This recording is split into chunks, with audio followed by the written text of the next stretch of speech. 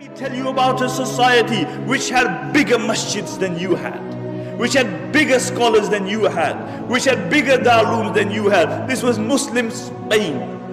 It had far bigger masjids than you had. Qurtuba, in the height of its flowering, had over 600 masjids. And recently, a couple of years, 19 of us from this masjid went to Qurtuba, where there were 600 masjids. We found one, and that was closed.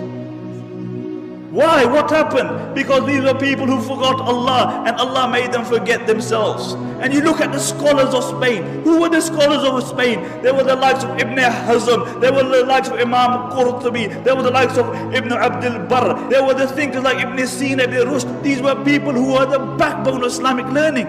There were no greater scholars than these in the history of Islam. And Andalus, Spain, was built on the model of Medina.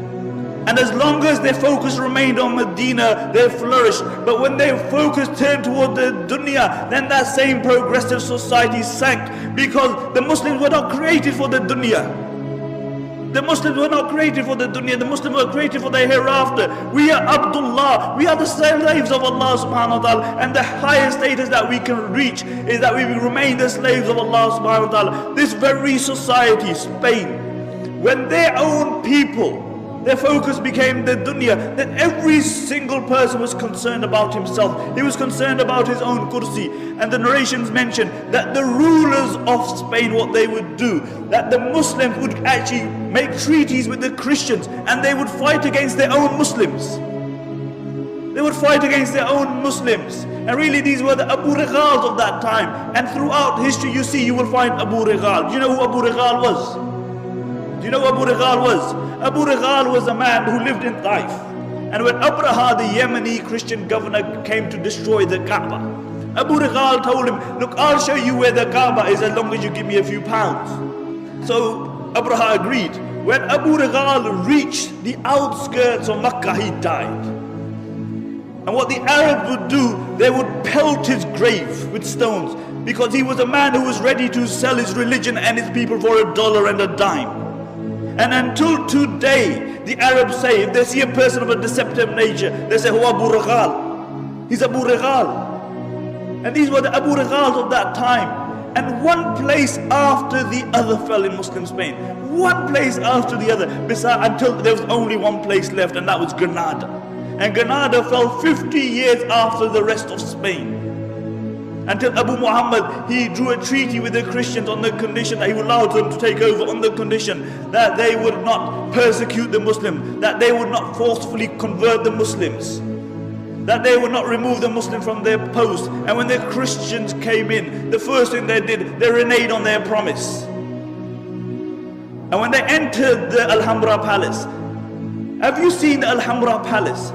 Wallahi, when you look at the Alhambra Palace, the eyes marvel at the architecture and artistry. It is an amazing palace, and throughout the palace you will see one word, La Ghaliba illallah. That dominance is only for the sake of Allah. Dominance is only for the sake of Allah. Where are those people who wrote La Ghaliba illallah? Where are those people? See, La Ghaliba, the engraving remained on the walls, but the reality of it was removed from their hearts.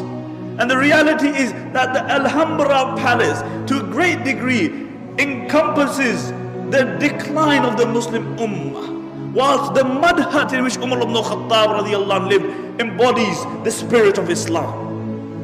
And really, when these Christians, they walked into the Alhambra, they found the highest place that they could find, and they erected a crucifix there. And when Abu Muhammad saw this, he began to cry.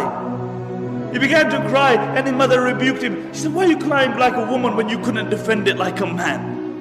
Why are you crying like a woman when you couldn't defend it like a man?" And this is our state today, really. We whinge about everything. We blame everybody else besides ourselves. We blame the Christians, we blame the Jews, we blame everybody else. But it's one person we don't blame, it's us. We even blame time.